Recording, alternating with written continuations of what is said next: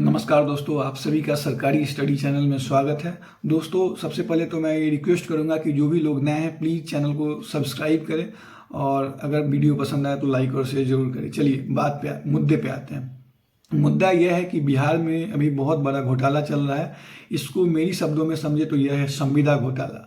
संविदा घोटाला के तहत संविदा कर्मियों को हर एक परीक्षा में 25% एक्स्ट्रा मार्क्स दिया जा रहा है और बहुत सारे मेरे जो भाई बंधु हैं जो सरकारी नौकरी की तैयारी कर रहे हैं बिहार में, उनको अभी तक यही पता नहीं है कि भाई 25% मार्क्स मिल रहा है या 25 मार्क्स मिल रहा है, क्योंकि उनको लगता है कि ये 25 मार्क्स दिया जा रहा है। चलिए कोई बात नहीं है, लेकिन जो ये ऐसा समझ रहे हैं उनको मैं समझा दूं कि भाई बहुत बड़ी बात है।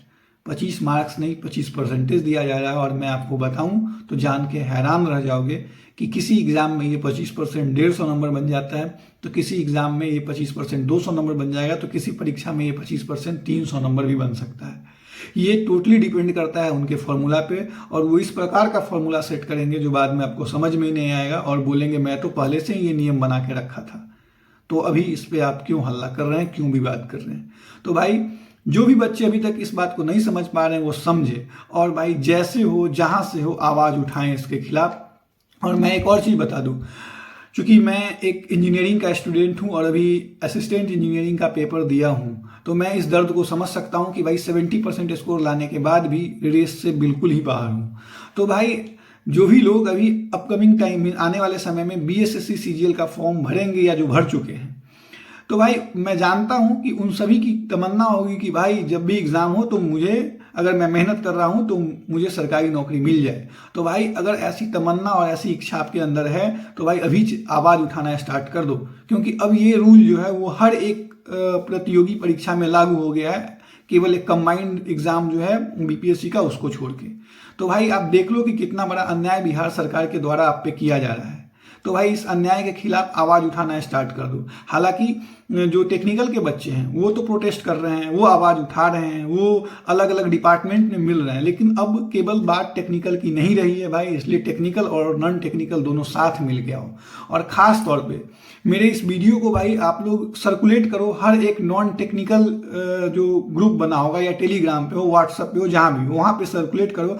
और ये वीडियो के तहत मैं उन सारे बच्चों को से अपील करना चाहूंगा कि भाई आप लोग अब खुल के सपोर्ट करो। अगर अब की बार सपोर्ट नहीं किए, अब की बार खुद के लिए आवाज नहीं उठाए, तो जिंदगी भर भूल जाओ कि आपको सरकारी नौकरी लगेगी, जिंदगी में भूल जाओ भाई। क्योंकि ये रूल जो है ना, ये दीमक की तरह है। हम बच्चों के लिए ये रूल दीमक की तरह है जो अंदर ही अंदर हम लोग को खोखला कर देगा। आप लगातार मेहनत करोगे, आप लगातार प्रयास करोगे, आप किसी परीक्षा के लिए 2 साल 1.5 साल 3 साल से लगे पड़े हो, आप अभी पता लगे अभी परीक्षा होने वाला है, आप पूरा सिलेबस कंप्लीट कर चुके हो, मॉक टेस्ट दे रहे हो, बहुत अच्छा स्कोर आ रहा है, आप जो है टॉप 100 में हो, टॉप 200 में हो, आपको लग रहा है कि भाई अपना तो सिलेक्शन इस बार हो जाएगा। लेकिन जब फाइनल एग्जाम होगा और फाइनल एग्जाम के में भी आप बहुत अच्छा स्कोर कर लोगे, 70% 80% स्कोर करोगे, लेकिन जब फाइनल मेरिट में आपका नाम नहीं होगा तो उस टाइम बहुत दर्द होगा, बहुत दुख होगा। और उस टाइम एक फार्मूला जो है ये जितना आयोग है वो ले आएगा, उसके तहत ये दिखा दिया जाएगा कि आप जो है पीछे रह गए रेस में और संविदा कर्मी जो है रेस में आगे निकल गए भाई। तो इसलिए अभी समय है, अभी वक्त है कि आवाज उठा लो, आवाज उठाओ। और भाई सबसे बड़ी बात बता रहा हूं कि हम लोग जो लड़ाई लड़ रहे हैं, तो जितने भी लोग, जितने भी बच्चे हैं, वो कोई बहुत अमीर नहीं है भाई, सब जो है स्ट्रगल कर रहे हैं, सब सरकारी नौकरी पाने की तमन्ना रख रहे हैं। तो भाई हम लोग जो, अगर बोला जाए संविदा कर्मी से अगर लड़ना है, क्योंकि उनके पास फंड है भाई, उनके पास पैसा है, क्यों? क्योंकि वो लोग जॉब में है, तो वो लोग बड़ा मोटा मोटा रकम जो है वो जो नेता है, जो मंत्री है, उन लोगों को खिला देते हैं ताकि उनके पक्ष में काम हो। लेकिन अपने पास ऐसा कुछ भी नहीं है। तो भाई अपने पास क्या है? अपने पास जो मीन्स लोकतंत्र होता है उसका सबसे बड़ा चीज है, और वो है नंबर, वो है संख्या। भाई बिहार में 50 लाख से ज्यादा बच्चे हर साल जो है वो तैयारी कर रहे होते हैं। तो भाई इस स्ट्रेंथ का फायदा उठाओ ना भाई। हर एक लोग को पता है लोकतंत्र में किस चीज से डर लगता है, वो है नंबर से, वोट से। तो भाई जितने भी बच्चे जो अभी तैयारी कर रहे हैं वो सब कहीं ना कहीं वोट देने के लिए एलिजिबल हैं। तो भाई डराओ धमकाओ जो भी लीडर आपके तरफ हैं, उसको एहसास दिलाओ कि भाई हम लोग वोट नहीं देंगे अगर हमारी बातों को नहीं सुना जाएगा, अगर हमारी बातों पे चर्चा नहीं होगा तो हम लोग भाई वोट नहीं देंगे, इस बात का एहसास दिलाओ। और एक और चीज भाई, फाइनली मैं ये कहना चाहूंगा कि जो भी लोग हैं अभी ये चीज सर्कुलेट कर रहे हैं कि भाई टेक्निकल ये नॉन टेक्निकल अलग है, हम अलग लड़ेंगे। भाई कोई अलग मत लड़ो, अलग लड़ाई लड़ने से कभी जीत हासिल नहीं हुआ है भाई। लड़ाई लड़ना है तो एकता के साथ लड़ो, यूनिटी के साथ लड़ो। अगर यूनाइटेड रहोगे तो आपको कोई तोड़ नहीं पाएगा, अगर यूनाइटेड नहीं रहोगे तो आप बिखर जाओगे और फिर होता है ना कि इतर तितर बितर हो जाओगे। तो मेरा कहना है भाई कि जो अन्याय हो रहा है बिहार सरकार के द्वारा बच्चों पे, और सबसे बड़ी बात केवल अन्याय जो है वो 25% का एक्स्ट्रा मार्क्स देके ही नहीं हो रहा है, बहुत अलग अलग तरीका से बिहार में बच्चों का शोषण किया जा रहा है, बहुत अलग अलग तरीका से। अगर एक दूसरे तरीका की बात करूं मैं, तो आप सभी को पता होगा कि भाई बिहार में एक बीपीएससी कंबाइंड एग्जाम को अगर छोड़ दिया जाए तो किसी भी एग्जाम का कोई कैलेंडर नहीं होता है। फॉर्म भराया जाता है 2022 में और परीक्षा 2026 तक नहीं होती है, और उल्टे 2026 में आके ये बोला जाता है कि फिर से उसी फॉर्म को भरिए, जो लोग नहीं भरे हैं और भरिए और भरिए। चुनाव का समय है, जितना फॉर्म से पैसा कमा लिया जाए कमा लिया जाए। तो सरकार की ये पॉलिसी है भाई, आप समझ लो। जो हमारे मुखिया हैं, हमारे राज्य के जो मुखिया हैं, चाचा जी नीतीश चाचा खुद इंजीनियर रह चुके हैं, बहुत एजुकेटेड पर्सन है, बट पता नहीं इनकी बुद्धि कहाँ भैंस चरने चली गई है कि सठिया गए हैं। 60 के बाद आमूमन बोला जाता है कि लोग सठिया जाते हैं, ये तो 75-76 के हो गए हैं कि भाई ये समझ ही नहीं पा रहे हैं कि कितना बड़ा खेला खेल दिया गया है बच्चों के साथ। ये समझ ही नहीं पा रहे हैं कि अगर ये बच्चे खेला खेलने पे आ जाएंगे तो फिर बहुत बड़ा आंदोलन या बहुत बहुत कुछ हो सकता है। और इसका एग्जाम्पल आप जाके नेपाल में देख लो, इसका एग्जाम्पल आप उत्तराखंड में देख लो, इसका एग्जाम्पल आप कर्नाटका में देख लो, जहां बच्चों ने प्रोटेस्ट किया है। तो भाई समय है अपने लिए आवाज उठाने का, और मैं बार बार ये बोल रहा हूँ कि अगर अब की बार यूनाइटेड होकर आवाज नहीं उठाओगे तो फिर भूल जाओ। सरकारी नौकरी पाने की इच्छा रखते हो इसको भूल जाओ, और फिर कोई प्राइवेट नौकरी कर लो या कुछ और काम कर लो, छोड़ दो। पटना में या बड़े बड़े शहर में जाके किसी कोचिंग वाले के अंदर कोचिंग को पैसा देके जो पढ़ाई कर रहे हो, तो ये सब पढ़ना बंद कर दो, उससे अच्छा कोई अदर काम कर लो। नहीं तो भाई इस पर यूनाइटेड हो और आवाज उठाओ। 25% को हटाना है तो हटाना है। और इसलिए मैं बोल रहा हूं कि भाई जनरली जितने भी इंजीनियर हैं वो तो इस बात को अभी समझ चुके हैं, क्योंकि उनके साथ ये खेला जा चुका है, और इसका नतीजा है कि वो आज रोड पे है। लेकिन अब सेम खेला जो है नॉन टेक्निकल वालों के साथ खेला जा रहा है।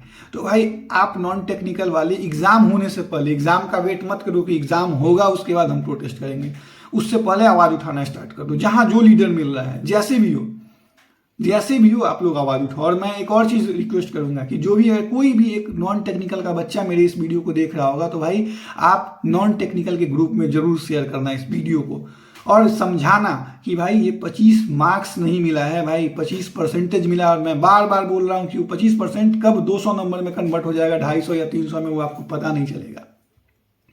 बस आपको पता चलेगा कि फाइनल मेरिट लिस्ट में आपका नाम नहीं है और आप बहुत ज्यादा अच्छा स्कोर कर रहे हैं फाइनल एग्जाम में। आप लगातार मॉक टेस्ट दे रहे थे, उसमें आपका रैंक 100,000 के अंदर था, लेकिन फाइनल मेरिट लिस्ट में आपका नाम नहीं बना। तो भाई ये तमाम चीज जो है ये बहुत मीन्स बड़ी चीज हो चुकी है आज के डेट में, बिहार में बहुत बड़ा चीज हो चुका है। और भाई मैं बता दूं कि चूंकि बिहार में चुनाव का समय है, तो यही समय होता है जब हमारी बातों को सुना जा सकता है। एक बार चुनाव हो जाएगा तो फिर बहुत डिफिकल्ट होगा, फिर तो कोर्ट केस ये सब चलना है और वो सब होगा ही। लेकिन अभी जितने भी लीडर जहां भी आ रहे हैं आपसे वोट मांगने के लिए, उनके कानों में ये आवाज पहुंचा दो कि भाई हम लोग बिल्कुल भी सरकार से खुश नहीं हैं, और केवल हम खुश नहीं है, हमारे ऐसे 50 लाख, हमेशा ये आंकड़ा, ये नंबर बताना कि भाई पटना, मुजफ्फरपुर, भागलपुर, बड़े बड़े शहर में बहुत सारे बच्चे तैयारी कर रहे हैं, वो सारे बच्चे जो हैं, वो सारे बच्चे इस सरकार से नाखुश हैं। इस बात को समझाओ, जितने भी सरकार के रिप्रेजेंटेटिव हैं उनको ये बात समझाओ, ताकि वो लोग जो हैं जाके नीतीश चाचा के कान में ये बात पहुंचाए और फिर कहीं कुछ बात बन पाए। क्योंकि अगर अभी बात नहीं बनी तो फिर बात जीवन में कभी नहीं बनेगी, और फिर भूल जाना भाई। इसलिए ये टाइम है कि आपस में ना लड़े, क्योंकि बहुत सारे बच्चे को मैं देख रहा हूं कि आपस में ही लड़ जाते हैं। ये टाइम है कि अभी सबसे पहला एम होना चाहिए कि भाई 25% जो है उसको कंप्लीटली रिमूव किया जाए। संविदा कर्मी को अगर परमानेंट जॉब चाहिए तो भाई जो प्रोसेस है उसके तहत आए, अपनी योग्यता को दिखाएं। अगर वो नंबर लाते हैं तो मोस्ट वेलकम, उनको मिलना चाहिए। लेकिन अगर उनके अंदर योग्यता नहीं है, काबिलियत नहीं है, क्षमता नहीं है, तो फिर उनको ये जॉब नहीं मिलना चाहिए। क्यों? क्योंकि अगर मिलेगा तो फिर इसी प्रकार से बिहार में पुल जो है वो ध्वस्त होंगे, सड़क जो है वो टूटेंगे, सड़क पे बड़े बड़े गड्ढे बनेंगे और जो बिल्डिंग है वो धराशायी होगी और फिर बिहार का जगहसाई होगा पूरे देश में और पूरे विश्व में। जब आप बिहार से बाहर जाओगे तो बोला जाएगा अरे ये उसी राज्य का लड़का है जहां पुल तो बनता है बट 1 साल के अंदर गिर जाता है, जहां रोड तो बनते हैं लेकिन उसमें बड़े बड़े गड्ढे, स्विमिंग पूल बन जाते हैं। तो भाई यही समय है अपने लिए आवाज उठाने का। और लोग बोलते हैं ना कि हम अपने राज्य के लिए कुछ अच्छा करना चाहते हैं, तो भाई सबसे पहले सबसे बड़ी बात है, राज्य में आप तब अच्छा कर पाओगे जब आपको वहां काम करने का मौका मिलेगा। और काम करने का मौका तब मिलेगा जब आज आप आवाज उठाओगे, और आवाज तब उठाओगे जब आप यूनाइटेड रहोगे। यूनाइटेड तब होगे जब टेक्निकल और नॉन टेक्निकल एक साथ आओगे। इसलिए मैं बोल रहा हूं कि जितने भी ग्रुप है उसमें ये सर्कुलेट किया जाए कि भाई एक बार आपस में बैठ के बात करो, एक ग्रुप बनाओ जहां टेक और नॉन टेक का ग्रुप हो, जहां जिस ग्रुप का बस एकमात्र मकसद हो कि 25% को कंप्लीटली रिमूव किया जाए और फिर वहां से जो है इसके खिलाफ जो है आवाज सरकार तक पहुंचाया जाए। तो भाई अब मैं बहुत ज़्यादा तो नहीं कहना चाहूँगा, जितना कहना था ऑलरेडी कह दिया हूँ। तो उम्मीद करता हूँ कि आप लोग मेरी बातों से सहमत होंगे और उम्मीद करता हूँ कि आप लोग मेरी बातों को समझ रहे होंगे कि कितना गंभीर मुद्दा हो चुका है बिहार में। हम लोगों के साथ कितना बड़ा अन्याय हो रहा है, बच्चों के साथ कितना बड़ा अन्याय हो रहा है। तो इसलिए भाई जो कंप्लीट रिमूवल होना चाहिए 25% का, इसके लिए आवाज़ उठाना स्टार्ट कर दीजिए, ग्रुप बनाइए। और अभी तक जो टेक्निकल अलग और नॉन टेक्निकल अलग थे वो लोग साथ आइए। और चूंकि बहुत सारे नॉन टेक्निकल तो अभी बच्चे जो हैं वो अभी समझ नहीं पा रहे हैं, तो जो भी बच्चे समझ चुके हैं वो एटलीस्ट उन बच्चों को समझाइए जो अभी तक नहीं समझ पाए हैं। और उम्मीद करता हूँ कि मेरा ये वीडियो आप लोगों को अच्छा लगा हो, और वीडियो अच्छा लगा हो तो भाई वीडियो को लाइक और शेयर तो जरूर कीजिए। अच्छा लगे चाहे नहीं लगे शेयर जरूर करना और चैनल को सब्सक्राइब करना। और thank you for watching this video. और उम्मीद करते हैं कि आगे भी मैं इसी प्रकार से जो है वो वीडियो बनाऊं जो आप लोगों के लिए हेल्पफुल रहेगा। Thank you.